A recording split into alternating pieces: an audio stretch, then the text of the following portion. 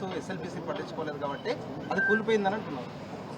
రేవంత్ రెడ్డికి నిజాలు మాట్లాడు ఆయన జీవితంలో రాదు. అందుకే ఆయన పేరు యనుమల రేవంత్ రెడ్డి కాదు, ఎగవేతల రేవంత్ రెడ్డి, అబద్ధాల రేవంత్ రెడ్డి అని పేరు పెట్టినాం మేము. ఎందుకు? ఇచ్చిన హామీలను ఎగబెట్టింది కనుక ఎగవేతల రేవంత్ రెడ్డి, నోరిప్పితే అబద్ధాలు తప్ప నిజాలు మాట్లాడాడు కనుక అబద్ధాల రేవంత్ రెడ్డి ఆయన.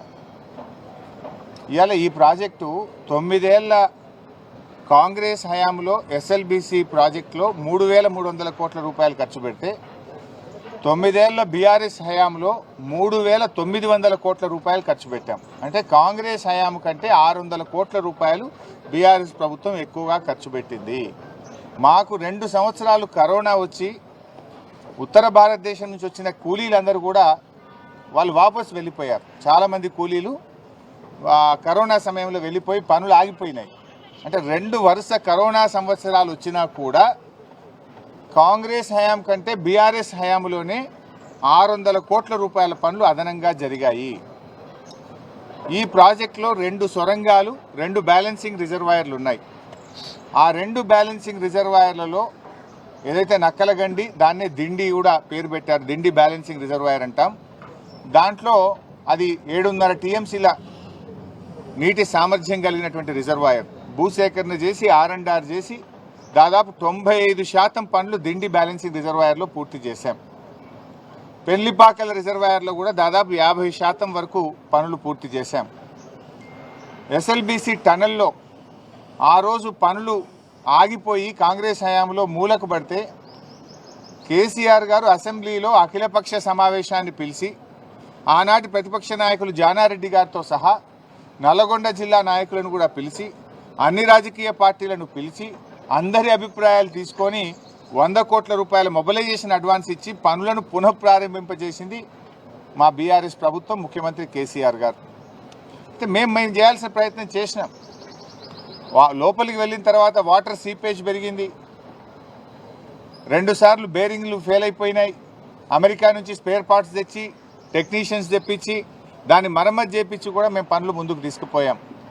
బీఆర్ఎస్ హయాంలో 13 కిలోమీటర్లు టనల్ పనులు మేము పూర్తి చేశాం. అంటే అంత బాగా మా హయాంలో పనులు జరిగినాయి. అటు రిజర్వాయర్లు చేసినాం, 13 కిలోమీటర్ల టనల్ చేసినాం. నేను అడుగుతున్న రేవంత్ రెడ్డిని, నువ్వు 15 నెలలు అయింది గవర్నమెంట్ వచ్చి, 15 మీటర్లు తవ్వినావు? నీ 15 నెలల్లో 15 మీటర్లన్నా తవ్వినవా ఎస్ఎల్బీసీ సొరంగం అని అడుగుతున్నాను నేను. ఎవరు పని చేయండి? మేము 13 కిలోమీటర్లు తవ్వినాం. కానీ రేవంత్ రెడ్డి 15 నెలల పాలనలో ఎస్ఎల్బీసీ సొరంగంలో 15 మీటర్ల పని కూడా జరగలే, 15 తట్టల మట్టి కూడా ఎత్తలే. నువ్వా మాట్లాడేది?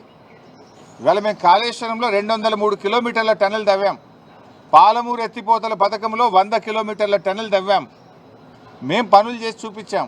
ఎస్ఎల్బీసీ సొరంగంలో కూడా 13 కిలోమీటర్లు తవ్వాం. 3,900 కోట్ల రూపాయల పనులు బీఆర్ఎస్ ప్రభుత్వం చేసింది. అయినా రేవంత్ రెడ్డి మాట్లాడాల్సింది ఏంటి? ఢిల్లీలో వాళ్ళ ప్రాణాలు ఎట్లా కాపాడుతున్నాం, వాళ్ళ ప్రాణాలు కాపాడడానికి ప్రభుత్వం ఏ రకమైన చర్యలు తీసుకుంటుంది, ఎప్పటిలోగా రిలీఫ్ మెజర్స్ పూర్తవుతాయి, ఎప్పటిలోగా సహాయక చర్యలు పూర్తయి వాళ్ళని బయటకు తీసుకొస్తాము. ఢిల్లీలో నువ్వు అదా మాట్లాడాల్సింది? గత ప్రభుత్వం మీద బురద జల్లే ప్రయత్నం చేస్తావా? అంటే యు ఆర్ ఇన్ డిఫెన్స్. మొన్న కూడా కరీంనగర్ పార్లమెంట్ ఎన్నికలకు పోయి మీ ఓటే విలేయలేదు, మీరు ఎత్తెంత ఏ పోతే ఎంత, మాకు గెలిచినా ఓడినా నా గవర్నమెంట్ పడిపోదు అని ఆడబోయి మాట్లాడొచ్చింది. ఏది ఇక్కడ సొరంగంలో ప్రమాదం జరిగి ఇంత జరుగుతుంటే ఆడబోయి ఆ మాటలు మాట్లాడతాడు. ఢిల్లీలో పోయి ఏం మాట్లాడతాడు? ప్రధానమంత్రిను అక్కడ ఇంకెవరైనా కలిసినాక మేము ఎస్ఎల్బీసీలో ఇంకా టీమ్స్ పంపమన్నాము, ఎక్స్పర్ట్స్ని పంపమన్నాము, తొందరగా పనిచేయడానికి సహకరించమన్నాము, వీళ్ళని కాపాడాలని మాట్లాడతావా? నువ్వు గత ప్రభుత్వం మీద బురద జల్లుతావా? అంటే what it shows? You are in defence. నువ్వు తప్పు చేసినావు, నీ ప్రభుత్వం ఫెయిల్ అయిపోయింది, నీ చేతగానితనం వల్ల, నీ ప్రభుత్వ వైఫల్యం వల్ల ఇవాళ 8 మంది ప్రాణాలు గాల్లో ఉన్న పరిస్థితి ఉన్నది. నీ ప్రభుత్వ వైఫల్యం స్పష్టంగా కనబడుతుంది కనుక దాని నుంచి బయటపడడం కోసం రేవంత్ రెడ్డి గారు గత ప్రభుత్వం మీద బురద జల్లే ప్రయత్నం. పోనీ అందులో నిజాలున్నాయా? గత ప్రభుత్వం ప్రాజెక్టు పడించుకోనే లేదట. మరి 13 కిలోమీటర్లు దవ్వింది నిజం కాదా?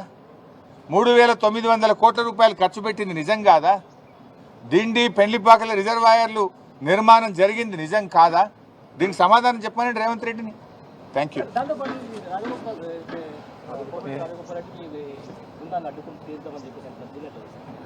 ఇక అది ఎవడన్నా మూర్ఖులు తెలివి తక్కువ వాళ్ళు చేసే పని, అడ్డుకుంటే ఏం జరుగుతుందో చూద్దాం. ప్రధానమంత్రి దగ్గర చర్చనే చేయలేదు, ప్రధానమంత్రి దగ్గర మాట్లాడే